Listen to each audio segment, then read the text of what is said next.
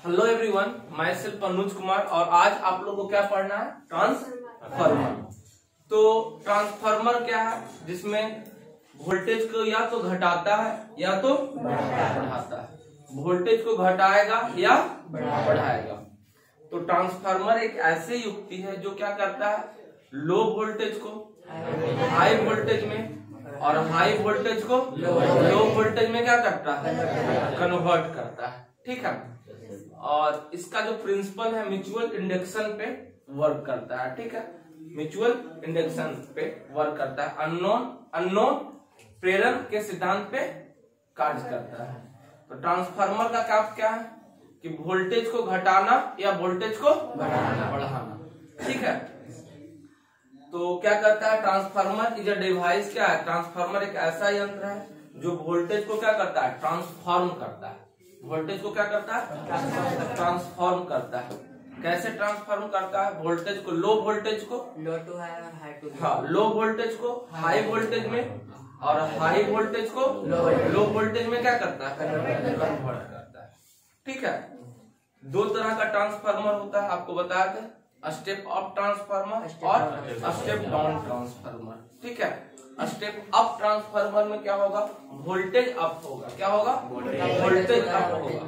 तो वोल्टेज को कम वोल्टेज को हाई वोल्टेज करके भेजेगा, कम वोल्टेज को हाई वोल्टेज करके बोलेगा।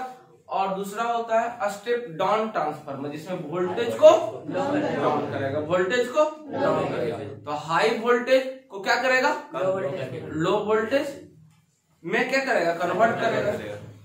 इसका जो कार्य सिद्धांत होता है किस तरह से होता है, इसका जो वर्किंग होता है, इसका कार्य विधि थोड़ा सा देख लेते हैं। नर्म लोहा का क्या लगाया जाता है, इस तरह से रूड जिसको बोलते हैं।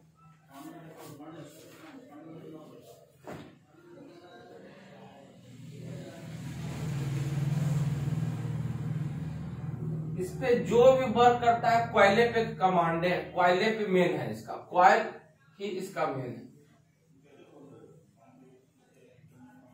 अब इस तरह से पतला पतला बहुत सारा सॉफ्ट आयरन का बनाया हुआ रहता है। ठीक है, सॉफ्ट आयरन का रहता है।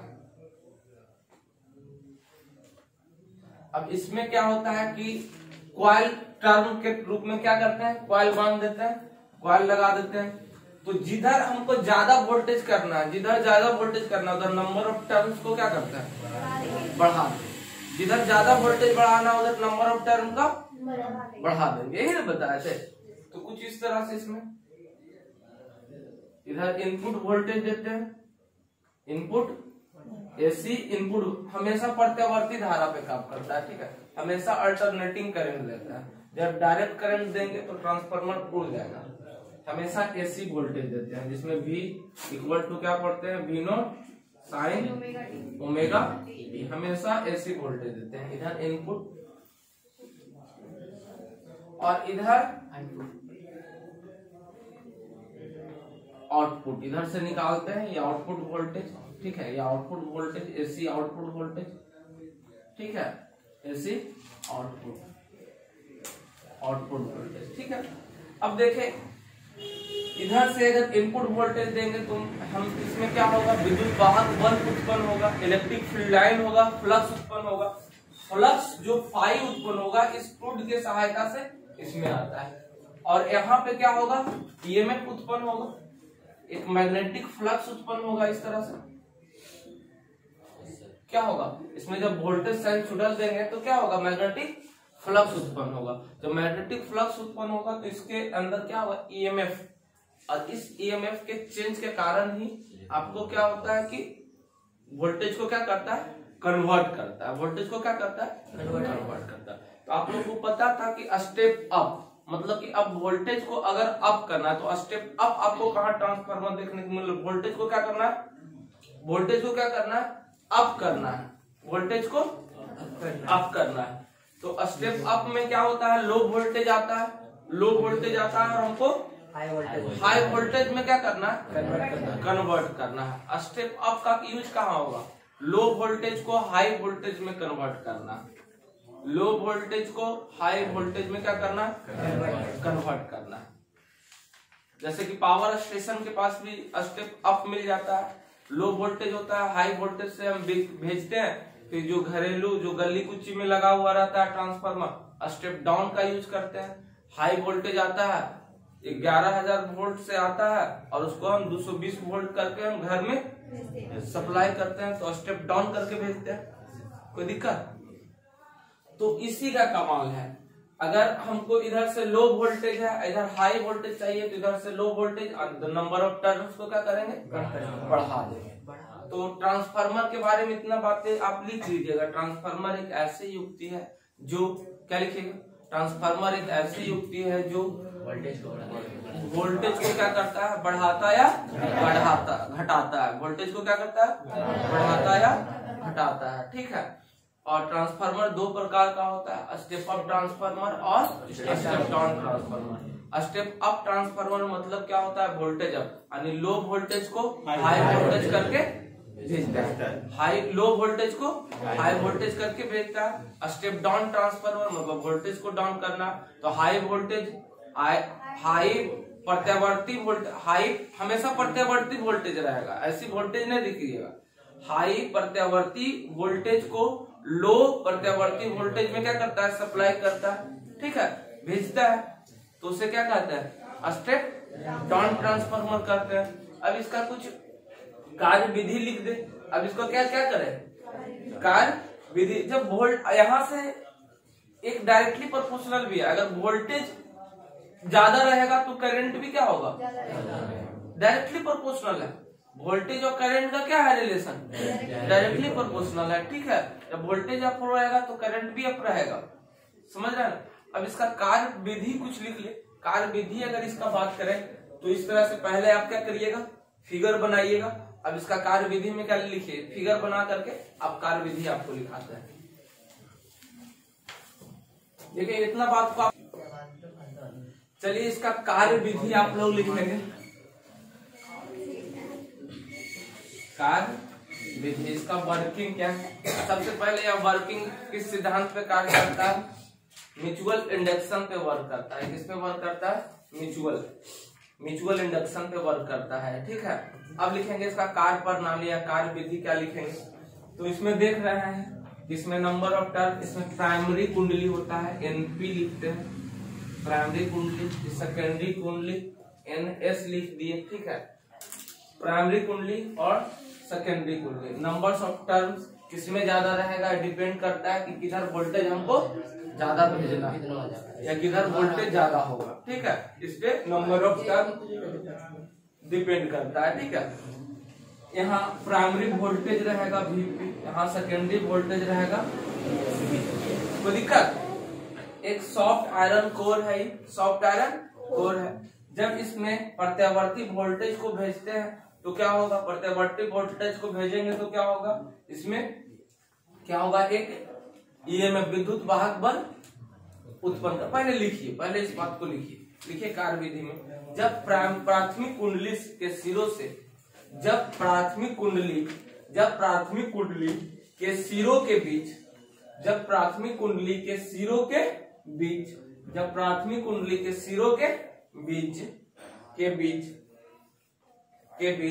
एसी वोल्टेज प्रत्यावर्ती वोल्टेज लगाई जाती है, प्रत्यावर्ती वोल्टेज को लगाई जाती है, प्रत्यावर्ती वोल्टेज को लगाई जाती है, तो उस कुंडली में प्रत्यावर्ती धारा बहने लगती है। जब प्रत्यावर्ती वोल्टेज को लगाएंगे तो क्या चीज, एसी करंट बहने लगेगी। उस कुंडली में प्रत्यावर्ती धारा बहने लगती है, उस कुंडली में प्रत्यावर्ती धारा क्या करती है, बहने लगती है, बहने लगती है। यह प्रत्यावर्ती धारा कोर की सहायता से, यह प्रत्यावर्ती धारा कोर की सहायता से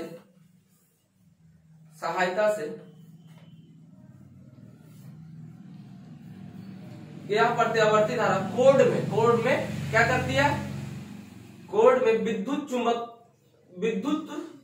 यह प्रत्यावर्ती धारा कोड में प्रत्यावर्ती चुंबकीय क्षेत्र उत्पन्न करती है, प्रत्यावर्ती चुंबकीय क्षेत्र, मैग्नेटिक फ्लक्स उत्पन्न करती है, मैग्नेटिक फ्लक्स इसमें उत्पन्न करती है, मैग्नेटिक फ्लक्स उत्पन्न करती है, मैग्नेटिक फ्लक्स विद्युत चुंबकीय क्षेत्र उत्पन्न करती है। अतः द्वितीय कुंडली में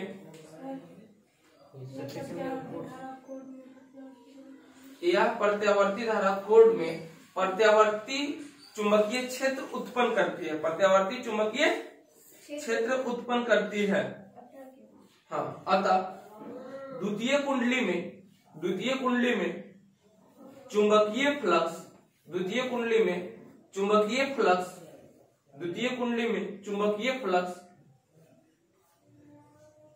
चुंबकीय फ्लक्स बार बार परिवर्तित होने लगती है। द्वितीय कुंडली में चुंबकीय फ्लक्स बार बार परिवर्तित होने लगती है, जिससे उसमें